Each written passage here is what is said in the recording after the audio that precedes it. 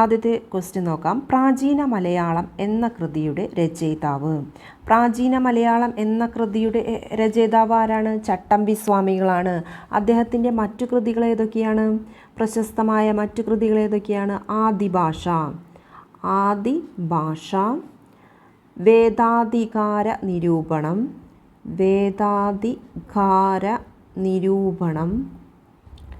നിരൂപണം, നിജാനന്ദ വിലാസം,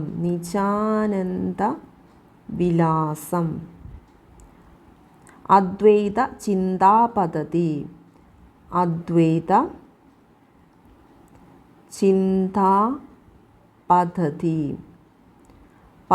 എന്നിവയാണ് അദ്ദേഹത്തിൻ്റെ പ്രശസ്തമായ മറ്റു കൃതികൾ. പ്രാചീന മലയാളം എന്ന കൃതിയുടെ രചയിതാവാരാണ്? ചട്ടമ്പി സ്വാമികൾ. അടുത്ത ക്വസ്റ്റ്യനിലേക്ക് പോകാം. വസ്ത്രധാരണ രീതിയിലുള്ള നിയന്ത്രണങ്ങൾക്കെതിരെ കല്ലുമാല സമരം സംഘടിപ്പിച്ച സാമൂഹ്യ പരിഷ്കർത്താവ് ആരാണ്? സാമൂഹ്യ പരിഷ്കർത്താവ് അയ്യങ്കാളിയാണ്. അയ്യങ്കാളി എന്നാണ് കല്ലുമാല പ്രക്ഷോഭം നടന്നത്? കല്ലുമാല സമരം നടന്ന വർഷം ഏതാണ്? 1915. കല്ലുമാല സമരം നടന്ന വർഷം 1915. എവിടെയാണ് നടന്നത്? കൊല്ലത്താണ്. കൊല്ലം, പെരിനാട്. കല്ലുമാല സമരം നടന്നത് പെരിനാടാണ്, കൊല്ലത്താണ്. അതിനെ മറ്റൊരു പേരിൽ അറിയപ്പെടുന്നു. ഏത് പേരിലാണ്? പെരിനാട്ടു ലഹള എന്ന പേരിലും കല്ലുമാല സമരം അറിയപ്പെടുന്നുണ്ട്. അതിൻ്റെ കൊല്ലം ഓർത്തിരിക്കണം, 1915. പെരിനാട്ടു ലഹള എന്ന പേരിൽ അറിയപ്പെടുന്നു. പെരിനാട് എവിടെയാണ്? കൊല്ലത്താണ് പെരിനാടിന് കൊല്ലമാണ് പെരിനാട് എന്നറിയപ്പെടുന്നത്. കല്ലുമാല പ്രക്ഷോഭത്തിൻ്റെ നേതാവ് ആരായിരുന്നു? അയ്യങ്കാളി. 1936 ഇലക്ട്രിസിറ്റി സമരം സംഘടിപ്പിക്കപ്പെട്ട സ്ഥലം ഏതായിരുന്നു? 1936 ഇലക്ട്രിസിറ്റി സമരം സംഘടിപ്പിക്കപ്പെട്ട സ്ഥലം ഏതായിരുന്നു? ഏതാണ്? തൃശ്ശൂരിലായിരുന്നു അല്ലേ ഇലക്ട്രിസിറ്റി സമരം നടന്നത് തൃശ്ശൂരിലായിരുന്നു. ഇനി അത് ആർക്കെതിരെയായിരുന്നു? ഷൺമുഖം ചെട്ടിക്കെതിരെയായിരുന്നു ഇലക്ട്രിസിറ്റി സമരം.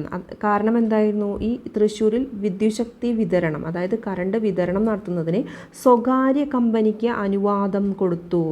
സ്വകാര്യ കമ്പനിക്ക് ഷൺമുഖം ചെട്ടി എന്ന ദിവാൻ അധികാരം കൊടുത്തു. അതിനെതിരെയായിരുന്നു ഇലക്ട്രിസിറ്റി സമരം 1936 തൃശ്ശൂരിൽ വെച്ച് നടന്നത്. സ്വകാര്യ കമ്പനിക്ക് ഇലക്ട്രിസിറ്റി നിർമ്മിക്കാൻ അനുവാദം കൊടുത്തു എന്നതായിരുന്നു ആ സമരത്തിൻ്റെ കാരണം. ദിവാൻ ആരായിരുന്നു? ഷൺമുഖം ചെട്ടി. ഇദ്ദേഹത്തിനെതിരെയായിരുന്നു ഇലക്ട്രിസിറ്റി സമരം നടത്തിയത്. ഈ സമരത്തിനൊരു പ്രത്യേകതയുണ്ട്. ക്രിസ്ത്യാനികൾ പങ്കെടുത്ത സമരം എന്നും ഇത് അറിയപ്പെടുന്നു. ക്രിസ്ത്യാനികൾ പങ്കെടുത്ത സമരം എന്നും ഈ വൈദ്യുതി പ്രക്ഷോഭം, അതായത് ഇലക്ട്രിസിറ്റി സമരം അറിയപ്പെടുന്നു. ഇനി വൈദ്യുതി പ്രക്ഷോഭത്തിന് നേതൃത്വം നൽകിയവർ ആരൊക്കെയാണ്? A R Menon, Ikkanda Warrier, E Unni. A R Menon, Ikkanda Warrier, E Unni. ഇങ്ങനെ ഒരു റോഡുണ്ട് തൃശ്ശൂർ, ഇക്കണ്ട വാര്യർ റോഡ് എന്ന് പറഞ്ഞിട്ടൊരു റോഡുണ്ട് തൃശ്ശൂർ കേട്ടോ. A R Menon, Ikkanda Warrier, E Unni എന്നിവരായിരുന്നു ഈ വൈദ്യുതി പ്രക്ഷോഭത്തിന് നേതൃത്വം കൊടുത്തത്, ഇലക്ട്രിസിറ്റി സമരത്തിന് നേതൃത്വം കൊടുത്തത്. എന്തായിരുന്നു സമരത്തിൻ്റെ കാരണം? സ്വകാര്യ കമ്പനിക്ക് ഇലക്ട്രിസിറ്റി നിർമ്മിക്കാൻ അനുവാദം കൊടുത്തു. ഇന്ന് നമ്മളൊക്കെ ആഗ്രഹിക്കുന്നത് അങ്ങനെയാണ്. അതായത് സ്വകാര്യ കമ്പനിക്ക് കൊടുത്തു കഴിഞ്ഞാൽ സർക്കാരിൻ്റെ ദൂർത്ത് കുറയുമല്ലോ, നമ്മുടെ ഇലക്ട്രിസിറ്റി അത്രയും ചിലവ് കുറയുമല്ലോ എന്നാണ് നമ്മൾ ഇന്ന് ആഗ്രഹിക്കുന്നത്. പക്ഷേ അന്നത്തെ കാലത്ത് അതൊരു സമരം സംഘടിപ്പിക്കാനുള്ള ഒരു കാരണമായിരുന്നു. ഷൺമുഖം ചെട്ടി എന്ന ദിവാനെതിരെയായി ഒരു സമരമാണ് അന്ന് നടന്നത്, അന്നത്തെ കാലത്ത്. അതായത് 1936 ഇതൊരു സമരത്തിന് കാരണമായി. ക്രിസ്ത്യാനികൾ പങ്കെടുത്ത സമരമെന്നും ഇതറിയപ്പെടുന്നു. അത് ആരൊക്കെയാണ് നേതൃത്വം കൊടുത്തത്? A R Menon, Ikkanda Warrier, E Unni എന്നിവരാണ് ഇതിന് നേതൃത്വം കൊടുത്തത്. അടുത്ത ക്വസ്റ്റ്യൻ. സാമൂഹ്യ രംഗത്ത് പുതുചലനങ്ങൾ സൃഷ്ടിച്ചുകൊണ്ട് 1888 ശ്രീനാരായണ ഗുരു ശിവപ്രതിഷ്ഠ നടത്തിയ സ്ഥലം ഏതാണ്? ശിവപ്രതിഷ്ഠ നടത്തിയ സ്ഥലം ഏതാണ്? കൊല്ലം, 1888 അരുവിപ്പുറത്താണ് അല്ലേ? അരുവിപ്പുറത്താണ് ശ്രീനാരായണ ഗുരു ശിവപ്രതിഷ്ഠ നടത്തിയത്. നെയ്യാറിൽ നിന്നെടുത്ത കല്ലുകൊണ്ടാണ് പ്രതിഷ്ഠ നടത്തിയത്. നെയ്യാറിൽ നിന്നെടുത്ത കല്ലുകൊണ്ടാണ് ഈ പ്രതിഷ്ഠ നടത്തിയത്. ശിവപ്രതിഷ്ഠയാണ് നടത്തിയത്? 1888 അരുവിപ്പുറം പ്രതിഷ്ഠ. ഇനി SNDP സ്ഥാപിച്ച കൊല്ലം ഏതാതും കൂടി ഇതിനോടുകൂടെ നോക്കാം. 1903 മെയ് 15 SNDP സ്ഥാപിതമായത്. SNDP 1903, രണ്ടും ഡേറ്റും ഇമ്പോർട്ടൻ്റ് ആണ്. 1903 മെയ് 15 SNDP സ്ഥാപിക്കപ്പെട്ടത്. SNDPയുടെ മുഖപത്രം ഏതായിരുന്നു? വിവേകോദയം. SNDPയുടെ മുഖപത്രം ഏതായിരുന്നു? വിവേകോദയമായിരുന്നു മുഖപത്രം. അത് വിവേകോദയം ആരംഭിച്ച വർഷം ഏതാണ്? 1904 ആണ് വിവേകോദയം ആരംഭിച്ച വർഷം. 1904 പത്രാധിപൻ ആരായിരുന്നു? M. ഗോവിന്ദനായിരുന്നു വിവേകോദയത്തിൻ്റെ പത്രാധിപൻ M. ഗോവിന്ദനായിരുന്നു. 1904 മുഖപത്രം ഏതായിരുന്നു? വിവേകോദയമായിരുന്നു. SNDP സ്ഥാപിക്കപ്പെട്ടത് 1903 May 15 1903 May 15 SNDP സ്ഥാപിക്കപ്പെട്ടത്. അടുത്ത ക്വസ്റ്റ്യൻ, കേരളത്തിൽ ബ്രിട്ടീഷുകാരുടെ പ്രത്യക്ഷ ഭരണത്തിലുണ്ടായിരുന്ന മേഖല. കേരളത്തിൽ ബ്രിട്ടീഷുകാരുടെ പ്രത്യക്ഷ ഭരണത്തിലുണ്ടായിരുന്ന മേഖല ഏതാണ്? മലബാറാണ് അല്ലേ? മലബാറായിരുന്നു ബ്രിട്ടീഷുകാരുടെ പ്രത്യക്ഷ ഭരണത്തിലുണ്ടായിരുന്ന മേഖല. മലബാറിൽ 1930 നടന്ന ഉപ്പ് സത്യാഗ്രഹത്തിൻ്റെ പ്രധാന കേന്ദ്രം ഏതാണ്? പയ്യന്നൂരാണ് അല്ലേ? 1930 നടന്ന ഉപ്പ് സത്യാഗ്രഹത്തിൻ്റെ പ്രധാന കേന്ദ്രം പയ്യന്നൂറാണ്. പയ്യന്നൂർ എന്താണെന്ന് അറിയപ്പെട്ടിരുന്നത്? രണ്ടാം ബർദോളി അല്ലേ? രണ്ടാം ബർദോളി എന്നാണ് പയ്യന്നൂർ അറിയപ്പെട്ടിരുന്നത്. ഇനി എത്ര പേരായിരുന്നു ഉപ്പ് സത്യാഗ്രഹം? ആരായിരുന്നു ഉപ്പ് സത്യാഗ്രഹം നയിച്ചത്? കേരളത്തിൽ ഉപ്പ് സത്യാഗ്രഹത്തിന് നേതൃത്വം കൊടുത്തത് ആരായിരുന്നു? കെ കേളപ്പനായിരുന്നു അല്ലേ? കെ കേളപ്പനായിരുന്നു ഉപ്പ് സത്യാഗ്രഹത്തിന് നേതൃത്വം കൊടുത്തത്. ഇനി എത്ര പേരായിരുന്നു ഉപ്പ് സത്യാഗ്രഹത്തിന് കെ കേളപ്പനോടൊപ്പം ഉണ്ടായിരുന്നത്? 32 പേരാണ് ഉപ്പ് സത്യാഗ്രഹത്തിൽ പങ്കെടുത്തത്. 32 പേര്. കെ കേളപ്പൻ്റെ അറസ്റ്റിന് ശേഷം ആ ഉപ്പ് സത്യാഗ്രഹത്തിന് നേതൃത്വം നൽകിയത് ആരാണ്? മൊയ്യാരത്ത് ശങ്കരനാണ് കെ കേളപ്പൻ്റെ അറസ്റ്റിന് ശേഷം ഉപ്പ് സത്യാഗ്രഹത്തിന് നേതൃത്വം നൽകിയത് മൊയ്യാരത്ത് ശങ്കരനാണ്. ഇനി പാലക്കാട് നിന്നുള്ള ഉപ്പ് സത്യാഗ്രഹത്തിന് നേതൃത്വം നൽകിയത് ആരാണ്? TR കൃഷ്ണസ്വാമി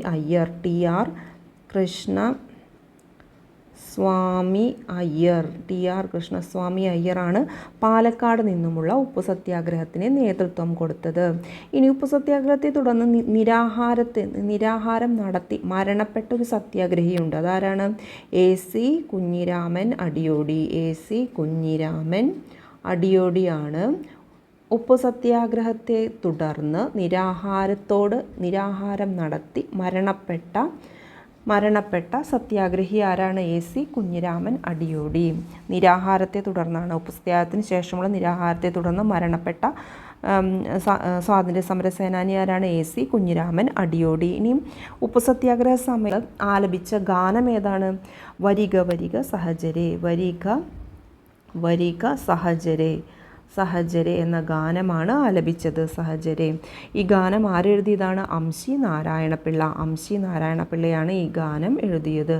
അംശി നാരായണപിള്ളയാണ് ഈ ഗാനം എഴുതിയത്. തുടങ്ങുന്ന ഗാനം രചിച്ചത് അംശി നാരായണപിള്ള. വരിക വരിക സഹചര്യം. 32 പേരായിരുന്നു കെ കേളപ്പനോടൊപ്പം ഉണ്ടായിരുന്നത്. അദ്ദേഹത്തിൻ്റെ അറസ്റ്റിന് ശേഷം ആരാണ് ഉപ്പ് സത്യാഗ്രഹം നയിച്ചത്? മൊയ്യാരത്ത് ശങ്കരനാണ്. പാലക്കാട് നിന്നുമുള്ള ഉപ്പ് സത്യാഗ്രഹത്തിന് നേതൃത്വം കൊടുത്തത് TR കൃഷ്ണസ്വാമി അയ്യരാണ്. ഉപ്പ് സത്യാഗ്രഹത്തിന് ശേഷം നിരാഹാരത്തെ തുടർന്ന് മരണമടഞ്ഞത് AC കുഞ്ഞിരാമൻ അടിയോടി ആണ്. ഓക്കെ. വൈക്കം സത്യാഗ്രഹത്തിൻ്റെ ഭാഗമായി തിരുവനന്തപുരത്തേക്ക് സവർണജാഥ നയിച്ച നേതാവ് ആരായിരുന്നു? വൈക്കം സത്യാഗ്രഹത്തിൻ്റെ ഭാഗമായി തിരുവനന്തപുരത്തേക്ക് സവർണജാഥ നയിച്ച നേതാവ് ആരായിരുന്നു? മന്നത്ത് പത്മനാഭനായിരുന്നു സവർണജാഥ നയിച്ചത്.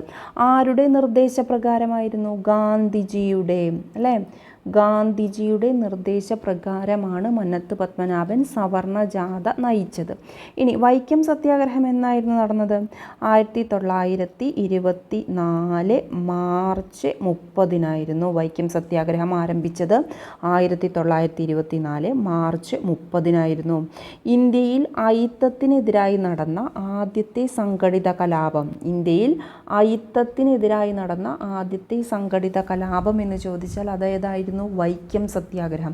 ഇന്ത്യയിൽ തന്നെയാണ് അയിത്തത്തിനെതിരായി നടന്ന ആദ്യത്തെ സംഘടിത കലാപമാണ് വൈക്കം സത്യാഗ്രഹം. അത് സ്റ്റാർട്ട് ചെയ്തതെന്ന 1924 മാർച്ച് 30 ഇത് സ്റ്റാർട്ട് ചെയ്തത്. ഇനി അവസാനിച്ചത് എന്നാണ്? വൈക്കം സത്യാഗ്രഹം 1925 നവംബർ 23 അവസാനിച്ചത്. വൈക്കം സത്യാഗ്രഹം അവസാനിച്ചത് 1925 നവംബർ 23 വൈക്കം സത്യാഗ്രഹം അവസാനിച്ചത്. വൈക്കം സത്യാഗ്രഹത്തിൻ്റെ കാലയളവ് എത്രയായിരുന്നു? 603 ദിവസമായിരുന്നു. 603 ദിവസമായിരുന്നു വൈക്കം സത്യാഗ്രഹത്തിൻ്റെ കാലയളവ്. അത് നീണ്ടു നിന്നത് 603 ദിവസമായിരുന്നു. വൈക്കം സത്യാഗ്രഹം തുടങ്ങുമ്പോൾ തിരുവിതാംകൂർ ഭരണാധികാരി ശ്രീമൂലം തിരുനാളായിരുന്നു. ശ്രീമൂലം തിരുനാളായിരുന്നു. വൈക്കം സത്യാഗ്രഹം ആരംഭിക്കുമ്പോൾ തിരുവിതാംകൂറിൻ്റെ ഭരണാധികാരി. വൈക്കം സത്യാഗ്രഹം അവസാനിക്കുമ്പോൾ തിരുവിതാംകൂർ ഭരണാധികാരി ആരായിരുന്നു? റാണി സേതു ലക്ഷ്മിബായി ആയിരുന്നു. സേതു ലക്ഷ്മിബായി ആയിരുന്നു വൈക്കം സത്യാഗ്രഹം അവസാനിക്കുമ്പോൾ തിരുവിതാംകൂർ ഭരണാധികാരി. റാണി സേതു ലക്ഷ്മി. ആരംഭിക്കുമ്പോൾ ശ്രീമൂലം തിരുനാളും അവസാനിക്കുമ്പോൾ റാണി സേതു ലക്ഷ്മിബായി ആയിരുന്നു. 603 ദിവസമാണ് വൈക്കം സത്യാഗ്രഹം നീണ്ടു നിന്നത്. ഇനി വൈക്കം സത്യാഗ്രഹത്തിൻ്റെ പ്രധാന നേതാക്കൾ ആരായിരുന്നു? ടി കെ മാധവനും KP കേശവമേനോനുമായിരുന്നു. KP കേശവമേനോനുമായിരുന്നു വൈക്കം സത്യാഗ്രഹത്തിൻ്റെ നേതാക്കൾ. പ്രധാന നേതാക്കളായിരുന്നു ഇവർ രണ്ടുപേരും. ഇനി വൈക്കം ഹീറോ എന്നറിയപ്പെടുന്നത് ആരാണ്? EV രാമസ്വാമി നായ്ക്കർ. EV രാമസ്വാമി നായ്ക്കറാണ് വൈക്കം ഹീറോ എന്നറിയപ്പെടുന്നത്. അടുത്ത ക്വസ്റ്റ്യൻ, മേൽമുണ്ട് സമരം എന്ന് വിശേഷിപ്പിക്കപ്പെട്ട സാമൂഹ്യനീതി സംരക്ഷണത്തിനുള്ള കേരളത്തിലെ ആദ്യകാല സമരങ്ങളിൽ ഒന്നായിരുന്നു. ഏതാണ്? ചാനാർ ലഹളയാണ് മേൽമുണ്ട് സമരം എന്ന് അറിയപ്പെടുന്നത്. മൂന്നാമതൊരു പേരും കൂടിയുണ്ട് ഇതിന്. മേൽമുണ്ട് സമരം, മാറുമറയ്ക്കൽ സമരം അല്ലേ? മാറുമറയ്ക്കൽ സമരം. മാറുമറയ്ക്കൽ സമരം എന്നും ഇത് അറിയപ്പെട്ടിരുന്നു. ചാനാർ ലഹള. ഇതിൻ്റെ കൊല്ലം ഏതാണ്? 1859 കൊല്ലം. 1859. മേൽമുണ്ട് സമരം എന്നും വിശേഷിപ്പിക്കപ്പെട്ട സാമൂഹ്യ നീതി സംരക്ഷണത്തിനുള്ള കേരളത്തിലെ ആദ്യകാല സമരങ്ങളിൽ ഒന്നായിരുന്നു ചാനാർ ലഹള. ചാനാർ ലഹള, മേൽമുണ്ട് സമരം, മാറുമറയ്ക്കൽ സമരം എന്നീ പേരുകളാണ് ഇത് അറിയപ്പെട്ടിരുന്നത്. ഇനി ഇതിന് അനുവാദം നൽകിയ തിരുവിതാംകൂർ രാജാവ് ആരായിരുന്നു? ഉത്രം തിരുനാൾ. ഉത്രം തിരുനാൾ മാർത്താണ്ഡവർമ്മ. ഉത്രം തിരുനാൾ മാർത്താണ്ഡവർമ്മ. എവിടെ വെച്ചായിരുന്നു മേൽമുണ്ട് സമരം നടന്നത്? തിരുവിതാംകൂറിൽ. തിരുവിതാംകൂറിൽ വെച്ചായിരുന്നു ചാനാർ ലഹള നടന്നത്. കൊല്ലം 1859. അനുവാദം നൽകിയ തിരുവിതാംകൂർ ഭരണാധികാരി ഉത്രം തിരുനാൾ മാർത്താണ്ഡവർമ്മ. കൊച്ചി രാജപ്രജാമണ്ഡലത്തിൻ്റെ ആദ്യ പ്രസിഡന്റ്. കൊച്ചി രാജപ്രജാമണ്ഡലത്തിൻ്റെ ആദ്യ പ്രസിഡന്റ്. ഈ ക്വസ്റ്റ്യൻ ഒരു ഡിലീറ്റഡ് ക്വസ്റ്റ്യൻ ആണ്. എന്നാലും നമുക്ക് അറിയാവുന്ന ഇൻഫർമേഷൻസ് ഷെയർ ചെയ്യാം. ഉത്തരവാദിത്ത ഭരണത്തിന് വേണ്ടി രൂപം കൊണ്ട സംഘടനയാണ് കൊച്ചി രാജപ്രജാമണ്ഡലം. ഉത്തരവാദിത്ത ഭരണത്തിന് വേണ്ടി രൂപം കൊണ്ട സംഘടനയാണ് കൊച്ചി രാജപ്രജാമണ്ഡലം. ഇനി ഇത് നിലവിൽ വന്നത് എന്നാണ്? 1941 ജനുവരി 26 ഇത് നിലവിൽ വന്നത്. ഇമ്പോർട്ടൻ്റ് ആണ്. 1941 ജനുവരി 26 കൊച്ചി രാജപ്രജാമണ്ഡലം നിലവിൽ വന്നത്, സ്ഥാപിതമായത്. കൊച്ചി രാജപ്രജാമണ്ഡലത്തിൻ്റെ ആദ്യ സമ്മേളനം നടന്നത് ഇരിഞ്ഞാലക്കുടയിലായിരുന്നു. ഇരിഞ്ഞാലക്കുടയിൽ വെച്ചായിരുന്നു ആദ്യ സമ്മേളനം നടന്നത്. ഇനി ഇതിൻ്റെ സ്ഥാപകർ ആരൊക്കെയാണ്? S Neelakanta Iyer. S Neelakanta Iyer. V R Krishnan Ezhuthachan. Krishnan Ezhuthachan. S Neelakanta അയ്യറും വി ആർ കൃഷ്ണനെഴുത്തച്ഛനുമായിരുന്നു കൊച്ചി രാജപ്രജാമണ്ഡലത്തിൻ്റെ സ്ഥാപകർ. നിലവിൽ വന്നത് 1941 ജനുവരി 26. ഇനി കൊച്ചി രാജപ്രജാമണ്ഡലത്തിൻ്റെ നേതാക്കൾ, 3 നേതാക്കളുണ്ട്. നേതാക്കൾ ആരൊക്കെയായിരുന്നു? പനമ്പിള്ളി ഗോവിന്ദമേനോൻ. നേതാക്കളാണ് ചോദിക്കുന്നത്, സ്ഥാപകരല്ല. സ്ഥാപകർ എസ് നീലകണ്ഠ അയ്യറും വി ആർ കൃഷ്ണനെഴുത്തച്ഛനുമായിരുന്നു. നേതാക്കളാണ് പനമ്പിള്ളി ഗോവിന്ദമേനോൻ, ഇക്കണ്ട വാര്യർ, കെ അയ്യപ്പൻ. 3 നേതാക്കളാണ് ഉണ്ടായിരുന്നത്. പനമ്പിള്ളി ഗോവിന്ദമേനോൻ, ഇക്കണ്ട വാര്യർ, കെ അയ്യപ്പൻ എന്നിവരായിരുന്നു ഇതിൻ്റെ നേതാക്കൾ. ആദ്യ സമ്മേളനം നടന്നത് ഇരിഞ്ഞാലക്കുട വെച്ചായിരുന്നു. കൊച്ചി രാജപ്രജാമണ്ഡലത്തെ നിരോധിക്കാൻ ഉത്തരവിറക്കിയ കൊച്ചി ദിവാൻ ആരായിരുന്നു? കൊച്ചി രാജപ്രജാമണ്ഡലത്തെ നിരോധിക്കാൻ ഉത്തരവിറക്കിയ കൊച്ചി ദിവാൻ ആരായിരുന്നു? AFW ഡിക്സൺ ആയിരുന്നു. കൊച്ചി പ്രജാമണ്ഡലത്തെ നിരോധിക്കാൻ ഉത്തരവിറക്കിയ കൊച്ചി ദിവാൻ. കൊച്ചി പ്രജാമണ്ഡലത്തെ നിരോധിക്കാൻ ഉത്തരവിറക്കിയ കൊച്ചി ദിവാൻ ആരായിരുന്നു? AFW ഡിക്സൺ ആയിരുന്നു. കൊച്ചിയിൽ ഉത്തരവാദ ഭരണ സർക്കാർ രൂപം കൊണ്ട വർഷം. കൊച്ചിയിൽ 1947 ഓഗസ്റ്റ് 14 ഉത്തരവാദിത്ത സർക്കാർ രൂപം കൊണ്ടു. കൊച്ചിയിലെ ആദ്യ പ്രധാനമന്ത്രിയായ വ്യക്തി ആരായിരുന്നു? പനമ്പിള്ളി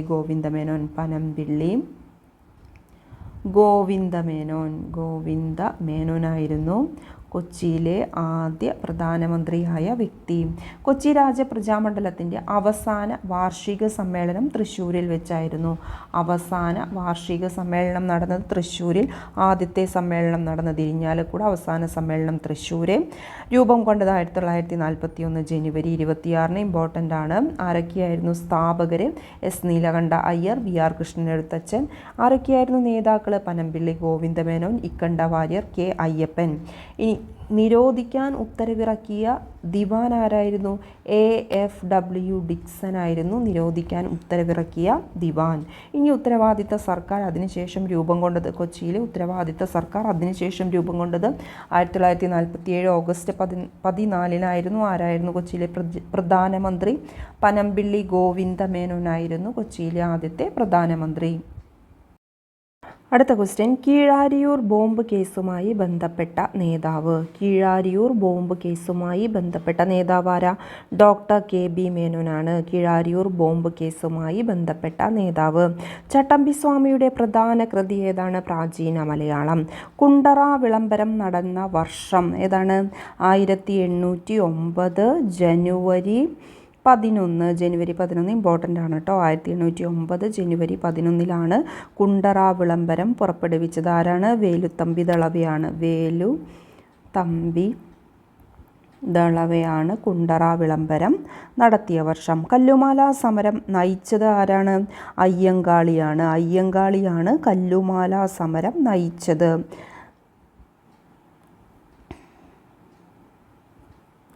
മലബാർ പ്രദേശം ബ്രിട്ടീഷുകാർക്ക് ലഭിച്ചത് ഏത് ഉടമ്പടി പ്രകാരമായിരുന്നു? മലബാർ പ്രദേശം ബ്രിട്ടീഷുകാർക്ക് ലഭിച്ചത് ഏത് ഉടമ്പടി പ്രകാരമായിരുന്നു? ശ്രീരംഗപട്ടണം ഉടമ്പടി പ്രകാരമായിരുന്നു മലബാർ പ്രദേശം ബ്രിട്ടീഷുകാർക്ക് ലഭിച്ചത്. വൈക്കം സത്യാഗ്രഹത്തെ പിന്തുണച്ചുകൊണ്ട് സവർണ ജാഥയ്ക്ക് നേതൃത്വം നൽകിയതാരായിരുന്നു? മന്നത്ത് പത്മനാഭനായിരുന്നു. വൈക്കം സത്യാഗ്രഹത്തെ പിന്തുണച്ചുകൊണ്ട് സവർണ ജാഥയ്ക്ക് നേതൃത്വം നൽകിയത് മന്നത്ത് പത്മനാഭൻ. ആരുടെ നിർദ്ദേശപ്രകാരമായിരുന്നു? ഗാന്ധിജിയുടെ നിർദ്ദേശപ്രകാരമായിരുന്നു.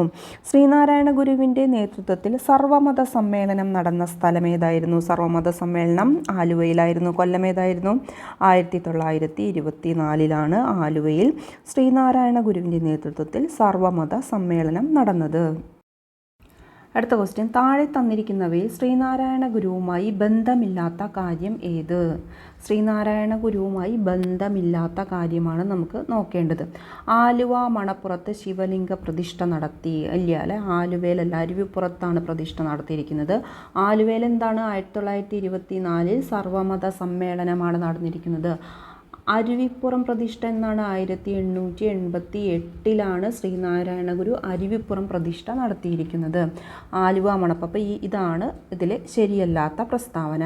ഇനി അടുത്തത് നോക്കാം. 1903 SNDP സ്ഥാപിച്ചു. 1903 മെയ് 15 SNDP സ്ഥാപിച്ചത്. മനുഷ്യത്വമാണ് മനുഷ്യൻ്റെ ജാതി എന്ന് പ്രഖ്യാപിച്ചു, അത് ശരിയാണ്. സംഘടന കൊണ്ട് ശക്തരാകുവിൻ എന്ന് ആഹ്വാനം ചെയ്തു. പിന്നെന്താണ്, വിദ്യ കൊണ്ട് പ്രബുദ്ധരാകുവിൻ, വിദ്യ കൊണ്ട് പ്രബുദ്ധരാകുവിൻ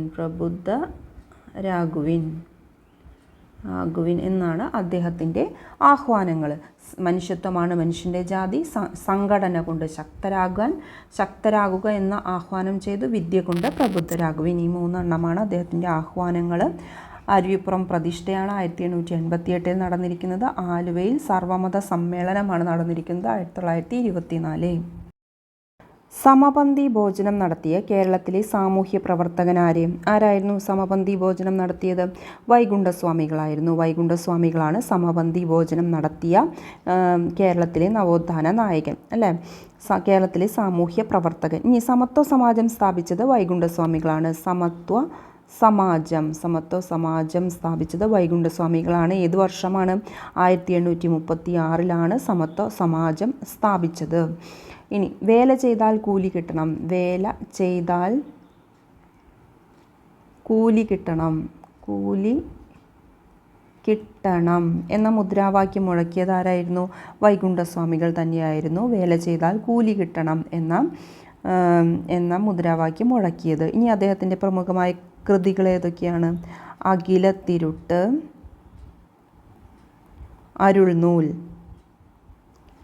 അരുൾനൂൽ എന്നിവയായിരുന്നു അദ്ദേഹത്തിൻ്റെ പ്രമുഖമായ കൃതികൾ. അടുത്ത ക്വസ്റ്റ്യൻ, സ്വദേശാഭിമാനി എന്ന പത്രം ആരംഭിച്ചത് ആരാണ്? സ്വദേശാഭിമാനി എന്ന പത്രം ആരംഭിച്ചത് വക്കം അബ്ദുൾ ഖാദർ മൗലവിയാണ് സ്വദേശാഭിമാനി എന്ന പത്രം സ്ഥാപിച്ചത്. അതിൻ്റെ ആദ്യത്തെ എഡിറ്റർ ആരായിരുന്നു? CP ഗോവിന്ദപിള്ളയായിരുന്നു ആദ്യത്തെ എഡിറ്റർ. ഇനി 1906 ആരായിരുന്നു എഡിറ്റർ? രാമകൃഷ്ണപിള്ള. സ്വദേശാഭിമാനി രാമകൃഷ്ണപിള്ള. പിന്നീട് എഡിറ്റർ സ്വദേശാഭിമാനി രാമകൃഷ്ണപിള്ളയായി. തിരുവിതാംകൂർ സർക്കാർ സ്വദേശാഭിമാനി പത്രം നിരോധിച്ച വർഷം, അത് ഇമ്പോർട്ടൻ്റ് ആണ്, 1910 നിരോധിച്ചത്. സ്വദേശാഭിമാനി പത്രം തിരുവിതാംകൂർ സർക്കാർ നിരോധിച്ചത് 1910. പത്രപ്രവർത്തനത്തെക്കുറിച്ചുള്ള മലയാളത്തിലെ ആദ്യത്തെ പുസ്തകം ഏതാണ്? വൃത്താന്ത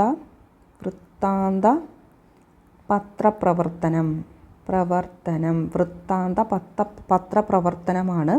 പത്രപ്രവർത്തനത്തെക്കുറിച്ചുള്ള മലയാളത്തിലെ ആദ്യത്തെ പുസ്തകം. പത്രപ്രവർത്തകരുടെ ബൈബിൾ എന്നും ഇത് അറിയപ്പെടുന്നുണ്ട്.